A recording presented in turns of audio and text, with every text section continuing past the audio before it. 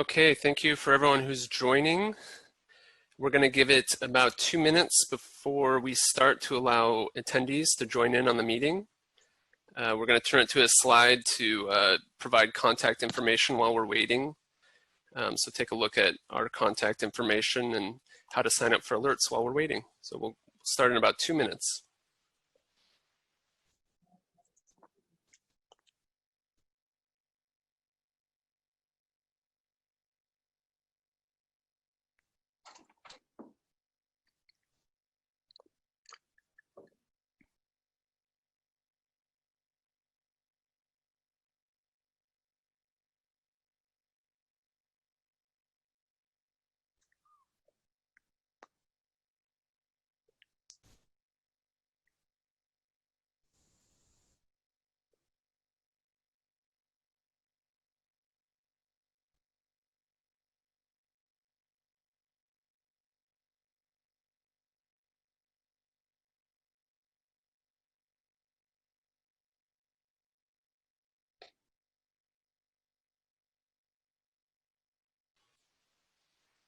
All right.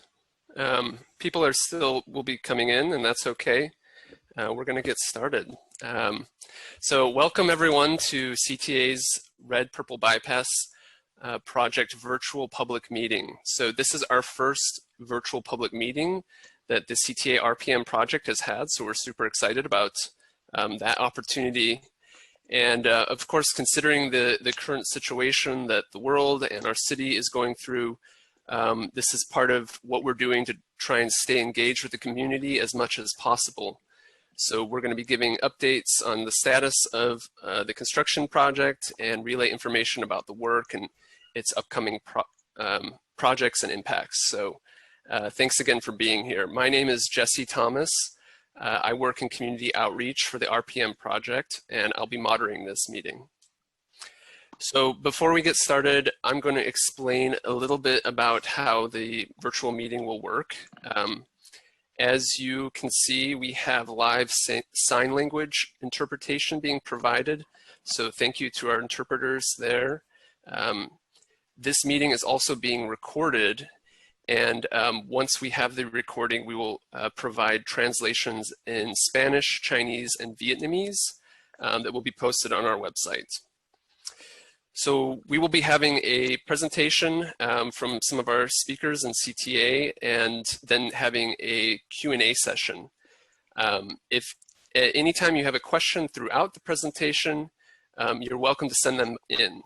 So you click a small button on in your Zoom window that says Q&A, and you can type in your question by clicking there, and then we will be going through all of those questions that we can in about a 15-minute time period for Q&A. If we didn't get to all of the questions that were asked, that's okay. We will be posting those on the website in about a week or so, making sure that we hit all of the questions that were asked, whether people asked when registering and put in a question there or during our live meeting. So that is the plan for our presentation. I also want to give a special welcome to Alderman Tunney of the 44th Ward and some members of the staff that are here with us. I believe, Alderman, I can't quite see you, but if you'd like to say hello, we welcome you to do that.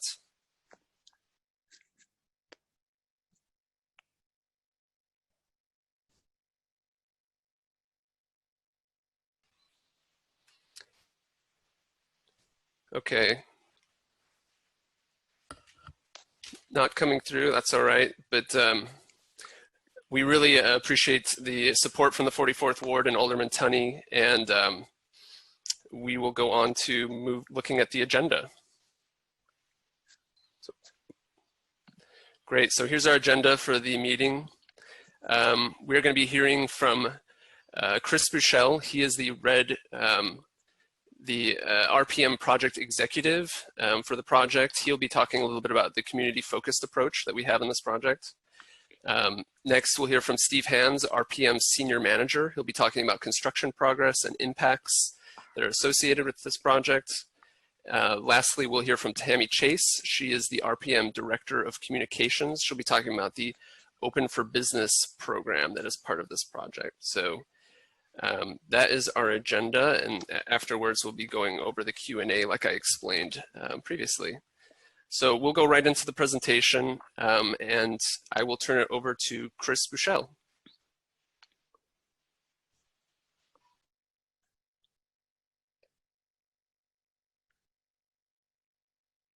Oh, thank you very much, Jesse. Just wanted to thank everyone for attending. This is our first virtual meeting. Like most of you, our world has been impacted by COVID. We've continued to move the project forward, but in many cases through video conferences. So I'm going to kind of hopefully avoid the occurrence of a dog barking or a child walking through the background by pre-jinxing myself, but we've all had it happen. So as we provide the updates, we'll do the best we can to overcome those challenges. If we go to the next slide, please. RPM Phase 1. So RPM is a large project to reconstruct the oldest parts of the Red Line. We've done a bunch of work already on the Red Line. We reconstructed the tracks on the Dan Ryan. We've built a new station at 95th Street, but now we're returning to one of the oldest pieces of infrastructure we have and rebuilding that. We would have loved to have done it in one big chunk. I think it would have created a lot of challenges. So we're really just doing the first piece of it, RPM Phase 1. And it's two primary pieces, which is a bridge and 4 stations from Lawrence to Bryn Mawr, and then the red-purple bypass, which will be the focus of tonight's meeting. Next slide, please. So just a map. Most of you folks have seen this already. You understand what it is. Besides those two elements and the stuff that goes around them, the bypass obviously comes with some additional replacement of the elevated structure.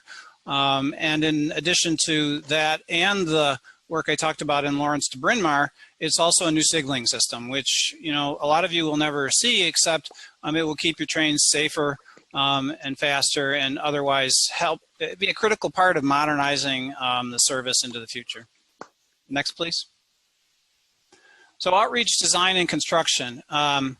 Outreach has started, it started really 10 years ago and continued through public meetings where we were looking for the neighborhood's vision, how the neighborhood was anticipating reacting to new stations and what was important in those. And it continued through a National Environmental Policy Act, a NEPA study, and finally a full funding grant agreement. So the outreach has gone on for a long time.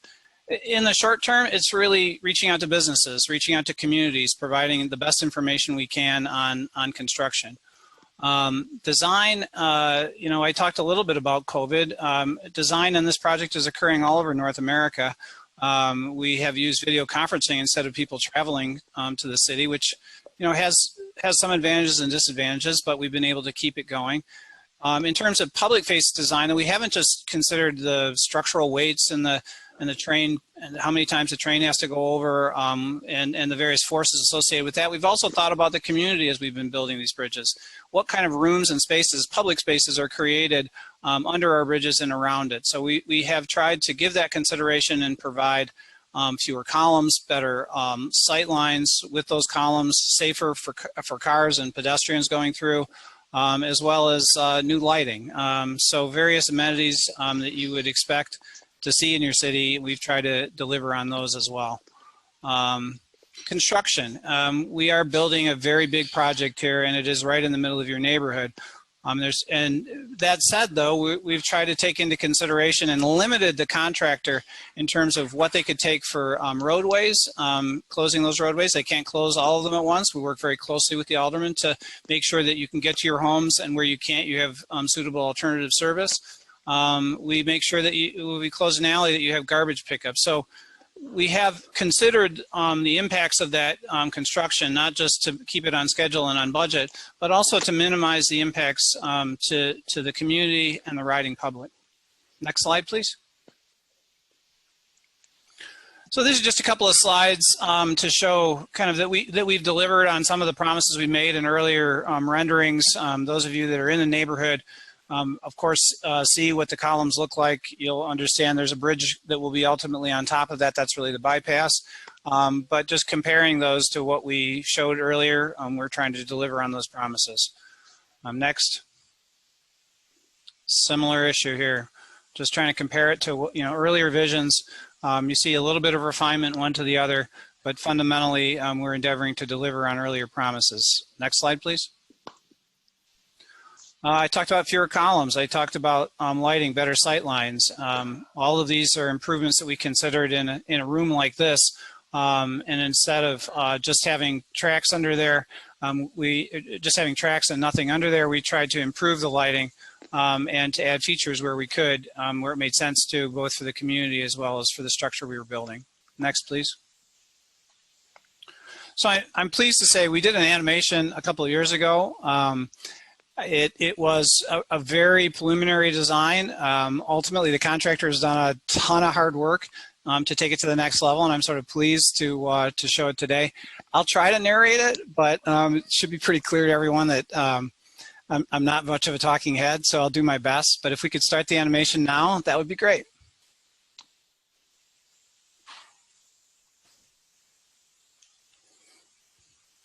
All right, so you've got an overview here of the bypass. Then to the right of the bypass is that train, the brown line train continues northbound.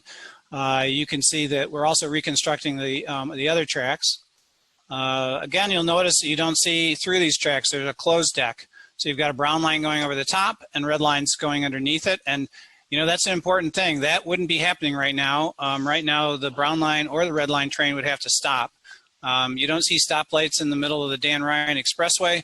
You shouldn't see stoplights or signals in the middle of a busy modern transit system. So that's really the reason behind that bypass. Another view of the same.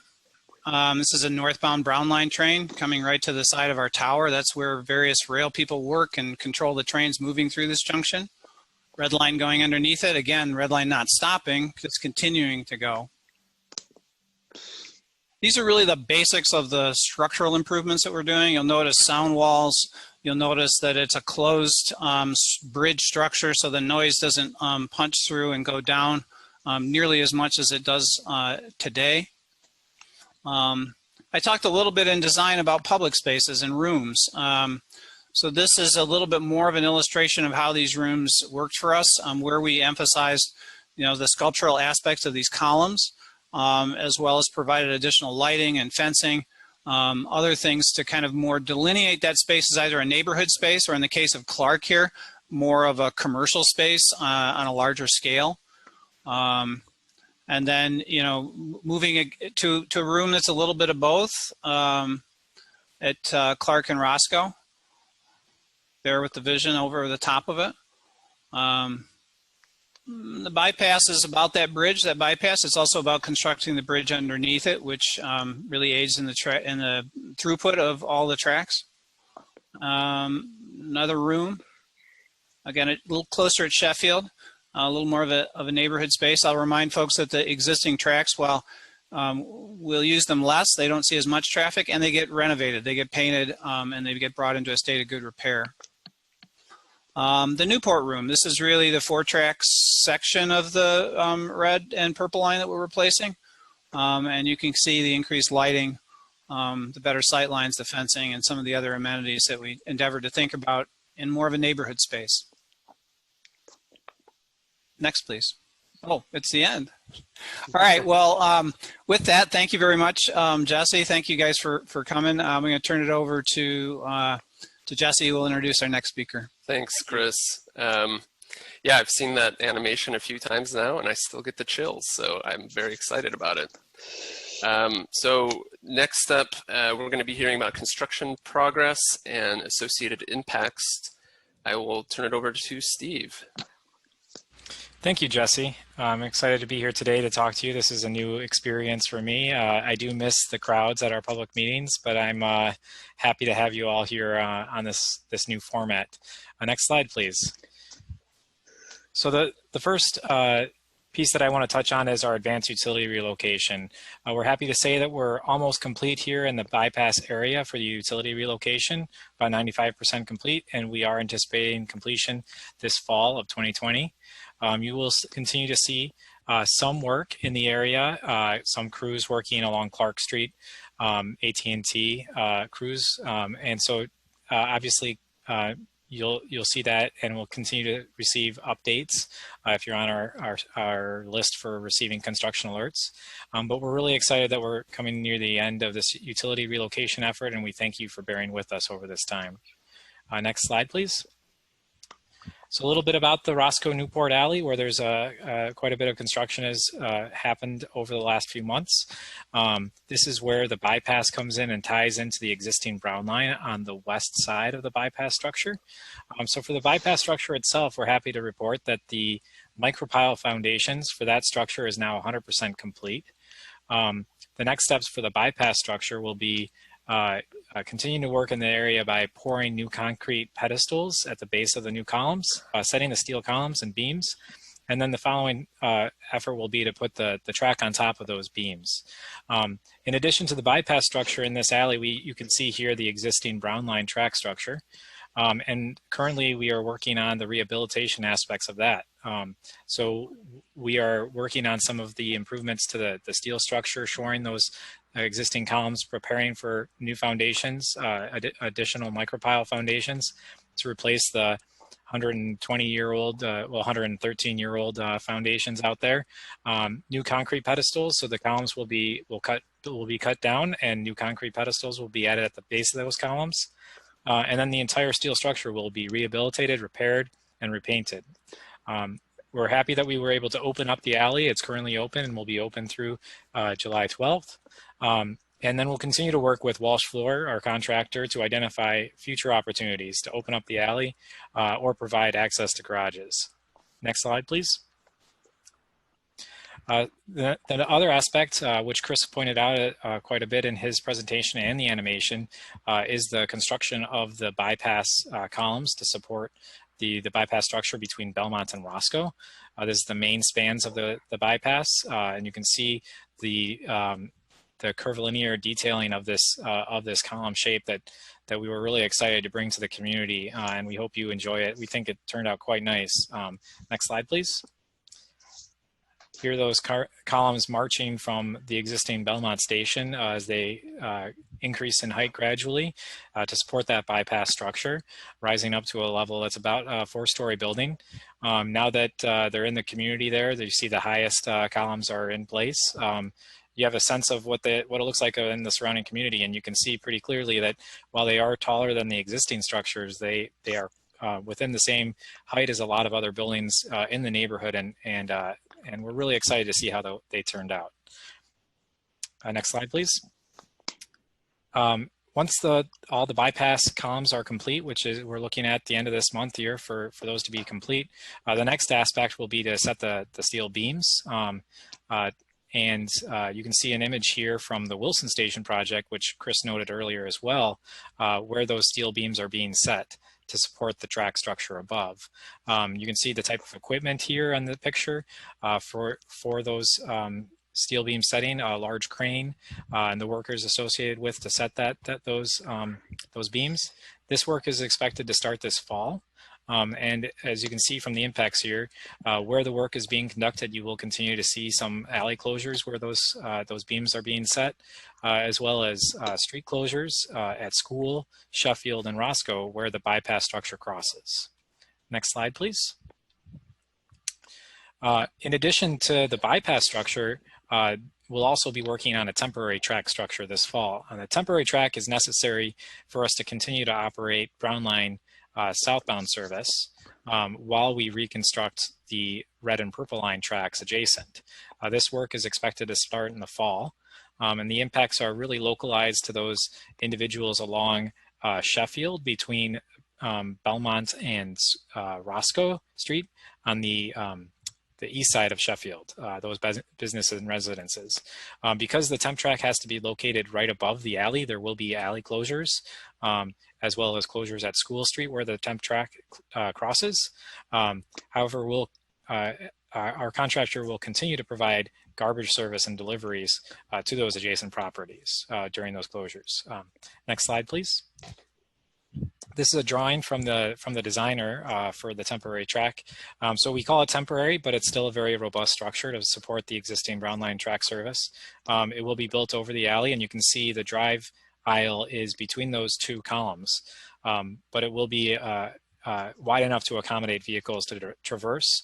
We've worked with the Chicago Department of Transportation to make sure that this design will function well. It provides at least 12 feet between those concrete pedestals at the base of the columns. And you can see it's kind of right over the alley between the existing CTA tracks to the east and the property lines, the properties to the west. Next slide. As noted, once the bypass structure and the temporary track are in place, we'll be able to work on the north, red, and purple lines between Belmont and Newport on the north. So this is actually a full replacement of those 4 tracks. We're going to have to build the structure in halves, so 2 tracks at a time, so that we can continue to run red and purple line service while we're rebuilding the other tracks. The tracks will be realigned to allow us to run faster service through the area and more efficiently, as well as improving customer comfort on the rail, on the trains. And they will include sound walls and a concrete deck above the beams supporting them. It will be a mix of concrete beams as well as steel beams to support that track structure. Next slide. You saw this rendering earlier during the video. This again is the Newport area. This shows that 4-track section of the red and purple lines as they cross over Newport Avenue. This is just east of Clark Street. And you'll see the structure here with the closed deck, the sound barrier, and some of the lighting and detailing that we've looked at on the columns to really improve the aesthetic approach of this structure as it wends its way through the neighborhood. And with that, I'll turn it over to Jesse, who's going to introduce our next speaker. Thanks, Steve, for taking through a lot of detail on upcoming work. So I'm going to pass it now to Tammy, who's going to take us through our Open for Business program for the project. Tammy? Hi, thank you. Thank you, Jesse. As you guys have heard from Steve and from Chris, the first and foremost, this project is about rebuilding a 100-year-old structure, providing a much better red and purple line commute experience than we're able to on century-old structure. But a big portion of support the businesses, the hundreds of businesses that exist literally in the shadows or within blocks of the Red Line in the Lakeview neighborhood, as well as up north between Lawrence and Bryn Mawr. Contributing to that is the fact that this is a project that goes through 2025. That's a long time for a CTA project. We believe that it is important. It is our duty, is our responsibility as an agency to support the businesses. So we have been out in the community for years. Many of you know our faces.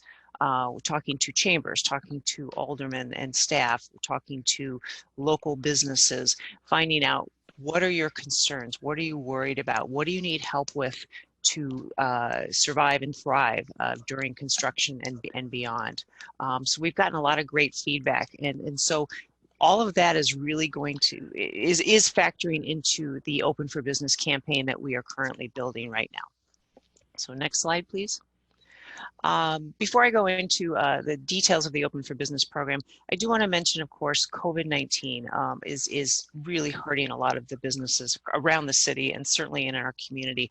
And so that has factored into how we calibrate promoting businesses, to whom we promote them, bringing people into the community in a meaningful and thoughtful way.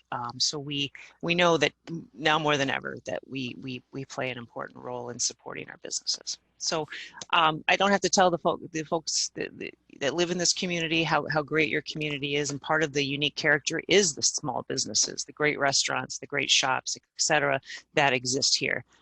So we have been working with, like I said, the chambers, the local aldermen, local businesses, to put together a campaign that will have multiple aspects to it. That will include signage at our stations, signage at available spaces throughout the community and beyond the community. It will also include digital targeted advertising to reach people on their phones, since we all spend a lot of time with our faces in phones. And also, we're really excited to build what we're referring to as a web portal. But what that really is just a dedicated website that we can promote through social media, through our signage, that is all about the community, is built with the community. It is about the community, is for the community. Events that are coming up, promoting individual restaurants, promoting what's located between Roscoe, Clark, and Belmont, and worth visiting to attract people that are, remind people in the community, hey, these businesses are still open, but also trying to get people from outside of the community to come and patronize. So we're refining aspects of this plan. We have had a lot of conversations with the community about this, and we'll be coming back out with that later this year. The next major step, which we're really excited about, is we've built a program where we can register businesses to participate in the Open for Business program. That means it's a free program, and that means that they can be featured on our web portal, be featured on social media, be featured in signage, be promoted on digital advertising on the phone. So this is beyond what CTA has done in the past for promoting small businesses, and we're really excited to do that. So stay tuned. We will be providing you with more information as we move forward through this year. And so with that, I will turn this back to Jesse. Thanks, Tammy. Personally, I have been going to businesses in the area since I was a teenager, and so I'm really excited that our project is doing what it can to help them out during this time. Well, we are done with our presentation portion of the meeting, and we're going to move on to our question and answers. So I'm going to ask, we're going to broaden the panel of who will be answering questions. So those who are on the panel, let's put videos on. I see you're doing that. I'll introduce two new people who will be joining for the panel. First is Jeff Wilson. He's the Director of Government and Community Relations for the RPM project. And the second is Kristen DeWitt. She is on the Walsh Floor Design Build team, the contractor for the project, and she is a project manager. So it looks like we can see everyone. Okay, so like I mentioned before, we'll be talking with our questions and answers for 15 minutes. And we've been collecting the questions we received in registration, and then also the questions that we have been that have been coming in during the presentation. So I will go to the first question. This first one, we've got a lot of people asking this. I will send this one to Chris to answer. The question is, when will the project end, and has COVID impacted the schedule for completion? We started with an easy one. Well, the project overall is scheduled to end in 2025. People will have all kinds of questions about where the work in their neighborhood is going to end, and the best place to get information on that is through signing up for the various alerts that we put out. Construction for us and those impacts, usually we look, maybe 5 to 6 weeks ahead for very specific impacts. Broader ones start much earlier than that. On budget and on schedule. So I would characterize this project as on budget and tight to schedule. And I would say the tightness of the schedule is due to a large degree to the impacts of COVID. While we've been able to transition pretty seamlessly in design from working in an office with people flying in from all over North America to contribute, it has been a little bit of a challenge to be able to work together on a very complex design. Generally, video conferencing and other elements have really helped us out a lot, but there have been impacts there. As we go on to the workforce, the contractor has done an exceptional job keeping their workforce safe, working to take their temperatures before they start work, keeping them socially distanced where possible, spreading out crews as necessary. But it has been a difficult effort to keep this going and to keep it going with everyone's safety in mind, the workers predominantly, but also the community. But I still, at the end of the day, would characterize the project as on budget and tight to schedule. So thank you for that question, though. Thanks, Chris. Okay, the next question. We're also getting a lot of people asking this question. When will the Valtravers building be moved, the building on Newport? And will this impact the residential parking? Steve, can I pass that to you? Sure. So the Valtravers building, we're very excited that we are continuing to make progress on the planning efforts to move that building and the design efforts to move that building in the Newport Historic District. So that building, if you aren't aware, is on Newport Avenue. It's 947 West Newport, and it's just east of Clark Street. So the plan is to move that building approximately 29 feet further to the west, out of the way of the realigned track structure. That actual building move would take place in 2021. And with regard to parking, CTA and the contractor will continue to work on finding alternative parking locations for individuals that have impacted properties, even if it's not on that specific lot where the building's being moved. All right, thanks, Steve. Next question.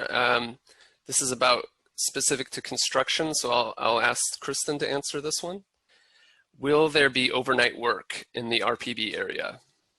We'll be starting some night work coming up in August. It'll be a couple of nights, and it's going to be when the Brown Line train is not operating. So it's about that 2.5 hour window. It'll be at track level. It's for some signals and platform work, and that's to prepare us for the work that's going to be starting in October, November. We'll be working weekends, and there will be some night work associated with that. Likely we'll keep the work to the day as much as we can, but there will be people out around the evenings on those weekends. Okay. Our next question, this will be for Steve as well. Can you publish a high-level schedule for the completion of the project? So there is a schedule on our website that identifies high-level dates for the project, both the Red Purple Bypass area and the Lawrence to Bryn Mawr area. So you should be able to view that from our website. If you have trouble accessing it, please contact us at the rpm@transitchicago.com email address, and we'll make sure that you get you to that link. Okay. Steve, I'm going to have you do the next one as well. Is TIF money being used for this work? If so, how much? So there is a TIF, a tax increment financing district was set up specifically for this project under Illinois state legislature that allows for TIF projects to be created to support transit improvement projects. It's supporting about 1/3 of the project in total. And again, it's only going towards the transit improvement projects, public service here in Chicago to bring this project forward. That TIF was necessary for us to leverage our local sources in order to bring over $1 billion of federal money to this project from a competitive grant program that otherwise wouldn't have been available to the region and to Chicago without us being able to bring some local sources, including the TIF, to bear. Okay, thank you, Steve. Next question I will pass to Kristen. It's about construction timelines. When will the work in the alley between Newport and Roscoe be finished? Multi-pronged answer. The work that we're doing right now with the substructure rehab and the pedestals there, we should be finishing up late fall, near the end of the year here. That will segue into the superstructure erection in the area. I believe that's a few months worth of work.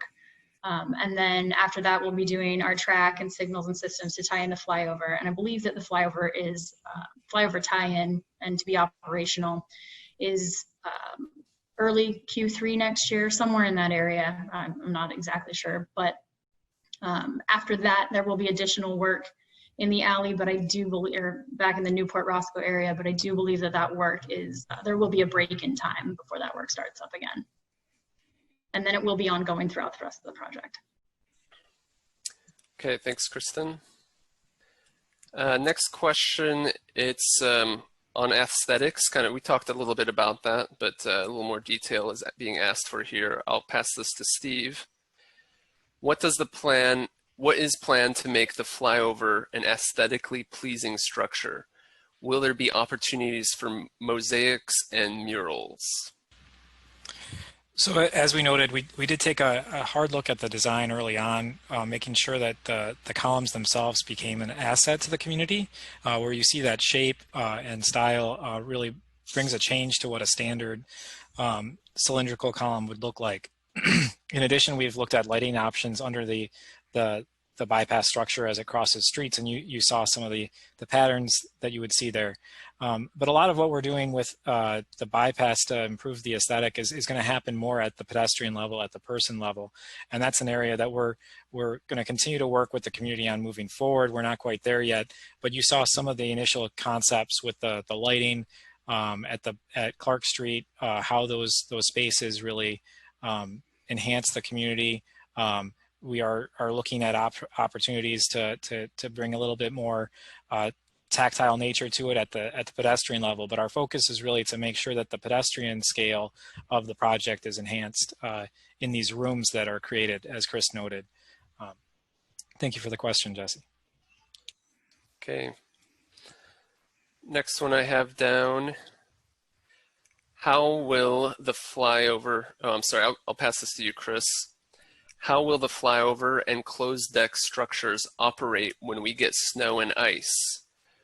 Where will rain and snow be directed?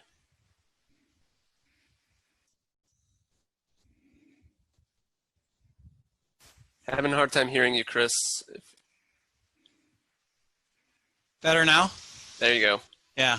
So like any bridge, there's a drainage system. So instead of just as it was before with, just sort of steel beams and the ties on top of it, in this case, there is a drainage system that collects that and puts it into actually kind of a holding area, and then ultimately integrates it into the drainage system for the city of Chicago overall. But the bypass itself is not completely closed deck. At some point, it transitions to an open deck, although there will be some decking at the end of the day underneath that structure. It won't be quite the same structure. It is focused mostly on mitigating noise in that area. It too will collect whatever water or snow that comes down through there, and it will ultimately turn into water, and it will make its way into the city's stormwater system. So it is pretty typical of bridges that are built more for highways in that regard. In terms of noise, there's a huge difference between a bridge that has a closure on the bottom of it and one that's open, so the neighborhood will generally see improved noise performance under the current levels of service.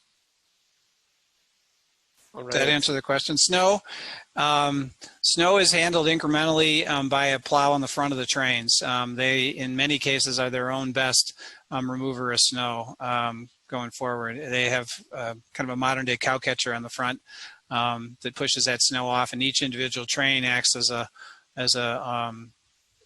piece of snow fighting equipment.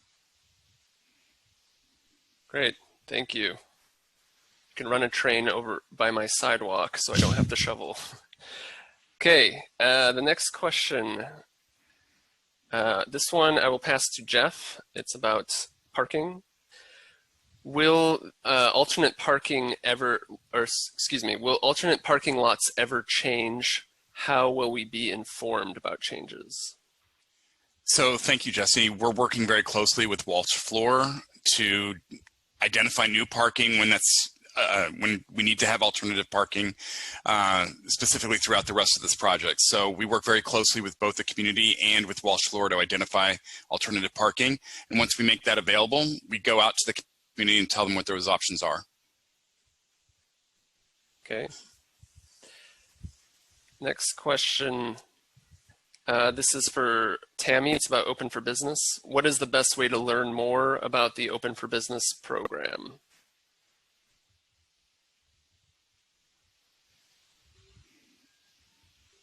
Apologies, I had to unmute first. We do have some information on our website. It's transitchicago.com/RPM RPB.org/open for business. So there's some information, but the information that I talked about tonight will be forthcoming. So take a look at what we've got and look for updates coming soon. Okay, great. We have time for a few more questions. This next one I have, I will send to Kristen. How long will the alley be closed again starting July 13th? We are planning for extended closures and opening up intermittently. We are targeting getting the alleys open around all major holidays. And then as we go, we'll be trying to open it up for a few weeks at a time where available. And I don't know when that's going to be at this time. Great, and that was in reference to the Newport Roscoe alley, right? Correct. All right, the next question. What will be done to protect the columns from graffiti? I'll send that to you, Steve. Sure. The part of it is the design aspect in areas where we can, we're protecting them with fencing, but also all of the columns will receive a graffiti coating, which makes it easier to clean the graffiti off if anybody tries to put a graffiti on there. That's an anti-graffiti coating, not an actual graffiti coating. Thank you for clarifying. Okay. We have another big picture schedule question. I'll send that to you, Chris. Why will the track reconstruction between Belmont and Newport Avenue take 3 years? Mostly because we're going to continue to run service directly adjacent to the construction. So we can't just tear them all down and rebuild them. If we did that in a greenfield in the suburbs, it would take a lot less time.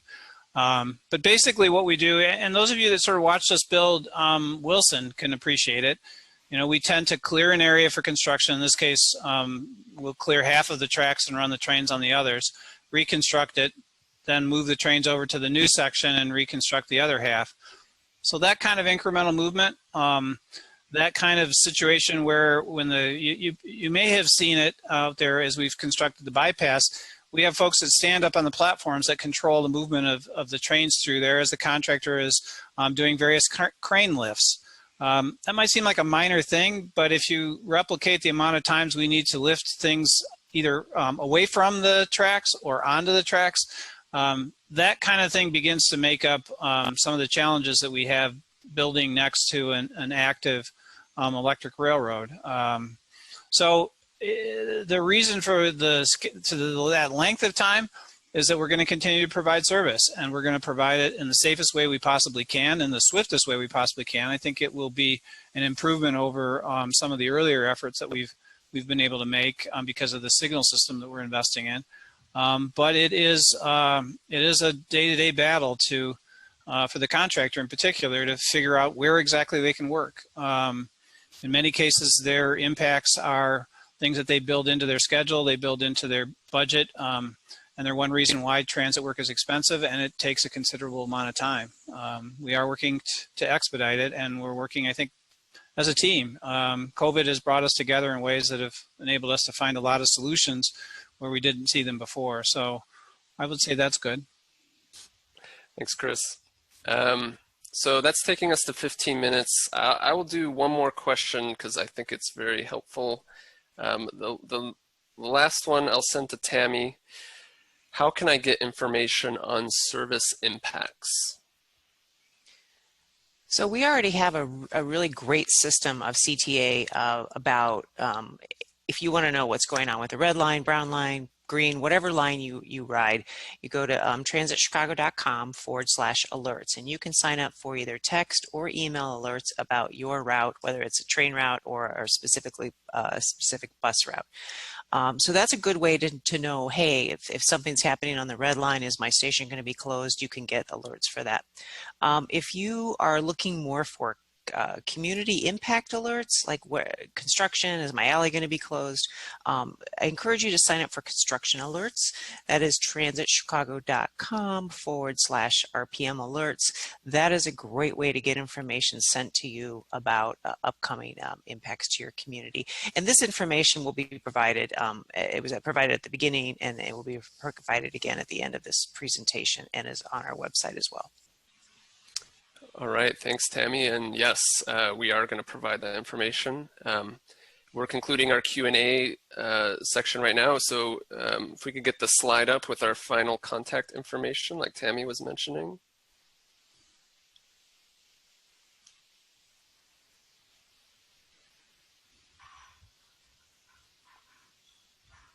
Great, there it is. So here's our contact information one last time for people who would like to stay informed on the project. Again, if your question was not answered tonight, we will have a full Q&A up on our website. Also, take a look at your inbox. Keep an eye on that because we're going to be sending the link to that Q&A, the presentation, and a brief survey for everyone who attended. So make sure and take a look out for that. But that concludes our meeting, everyone. Thank you so much for being here, taking some time to learn about the project. We're excited to be able to talk to you with it, even if we can't be in the same room, and we appreciate your time. Hope everyone has a great evening.